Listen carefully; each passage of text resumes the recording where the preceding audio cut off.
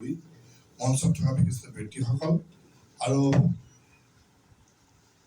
সংখ্যালঘু মৰ্চাৰ জিলাৰ পৰা মণ্ডলৰ পৰা বিভিন্ন কাৰ্যকৰ্তাসকল, জিলা সমিতিৰ সাধাৰণ সম্পাদিকা ৰশ্মি শৰ্মা, নৱজ্যোতি বৰুৱাকে অনুসৰণ কৰি আমাৰ উপস্থিত সকলোকে শুভেচ্ছা জনাইছোঁ।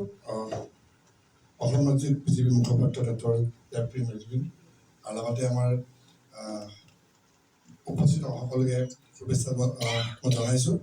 বিশেষভাৱে আজি এইখন যি গুৰুত্বপূৰ্ণ সভা, ইতিমধ্যে দবিপুৰ ৰহমান ডাঙৰীয়াই কৈছে সংখ্যালঘু মৰ্চাৰ দায়িত্ব গ্ৰহণৰ সভা হিচাপে এখন সফল সভা।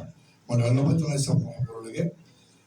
মোৰ যিটো অনুভৱ, সাধাৰণতে বিধায়ক হিচাপে কিছুমান অনুভৱ, যিহেতু মই 3টাকে নিৰ্বাচন খেলিছোঁ, আটাইতকৈ যদি ভাৰতীয় জনতা পাৰ্টিৰ প্ৰতি ভোট সংগ্ৰহ কৰিবৰ কাৰণে যদি আটাইতকৈ কঠিন কাম হৈছে সংখ্যালঘু মৰ্চা, হয় নাই বাৰু? ৰাইজক বুজাই আনি পেলাই ভোটটো প্ৰদান কৰোৱা এটা বহুত কঠিন। কিন্তু তাৰ মাজতো নগাঁও দেখা পাইছে আপোনালোকে, বিশেষকৈ নগাঁও আগৰ 17 সমষ্টি আছিলে, তাত যথেষ্ট সংখ্যক আমাৰ সংখ্যালঘুৰ আমাৰ যিখিনি কাৰ্যকৰ্তাসকলে যথেষ্ট কষ্ট কৰি পেলাই কিন্তু আমাক ভোট সংগ্ৰহ কৰি দিছিলে আৰু যথেষ্ট ভোট আমি পাবলৈ সক্ষম হৈছিলোঁ।